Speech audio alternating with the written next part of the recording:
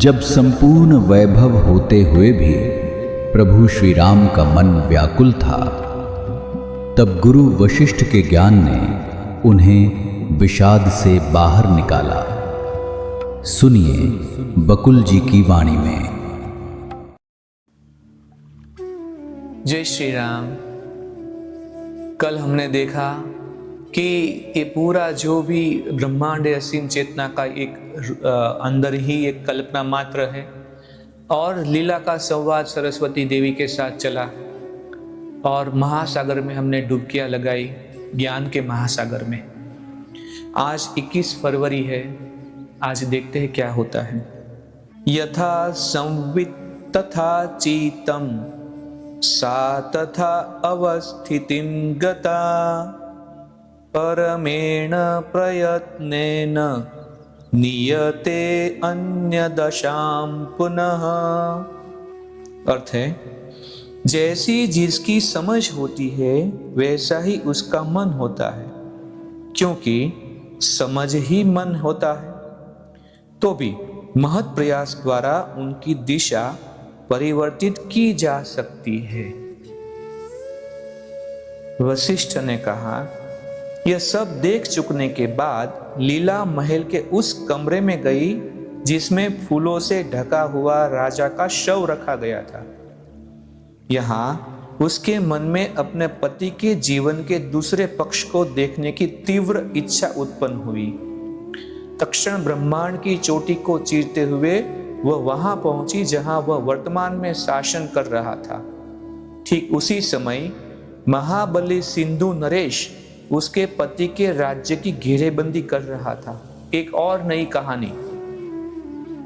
जैसे ही वे दोनों स्त्रियां आकाश मार्ग से रणभूमि के ऊपर से गुजर रही थी, तो उन्होंने अगणित दिव्य प्राणियों को देखा जो उन महान योद्धाओं के कारनामों को देखने के लिए एकत्र हुए थे, जो युद्ध में सम्मिलित हुए थे।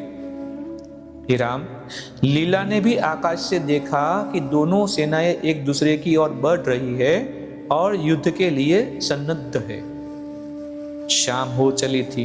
लीला के पति अपने मंत्रियों के साथ दिन भर की घटनाओं की समीक्षा कर रहे थे। इसके बाद वे सोने चले गए। दोनों स्त्रियां फिर राजा के शयन कक्ष में पहुंची। राजा सोया हुआ था।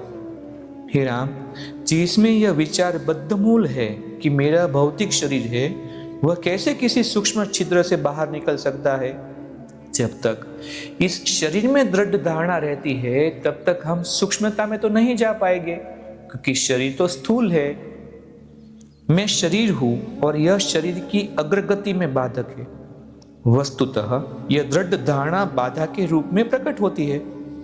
जब शरीर की धारणा नहीं होती, तब कोई बाधा भी नहीं रहती, क्योंकि वैयक्तिक चेतना अर्थात मन और ब्रह्मांडीय आकाश भी तो वही होते हैं जो असीम चेतना होती है। इसलिए दिव्य काया कहीं भी प्रविष्ट हो सकती है और उस जगह पहुंच सकती है जहां पहुंचने का विचार उसमें होता है।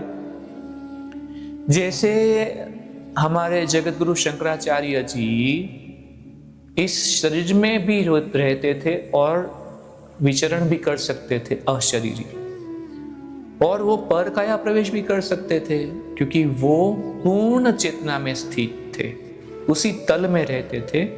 शरीर उनके लिए तो सिर्फ एक खिलौने की माफिक माध्यम था।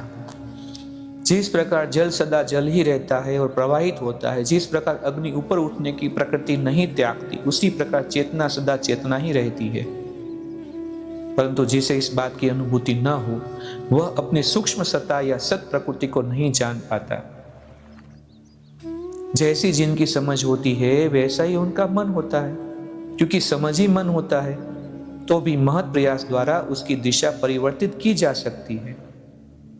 सामान्यतः व्यक्ति की क्रियाएं उसके मन अर्थात उसकी समझ के अनुरूप ही होती है। तो हमारा सबका एक्शन कैसा होता है? जैसी हमारी समझ होती है ऐसे ही हमारी एक्शन होती है। ये राम, हर व्यक्ति की चेतना की ऐसी ही प्रकृति और शक्ति है। हर व्यक्ति की चेतना में संसार संबंधी विचारों में विचित्रता होती है।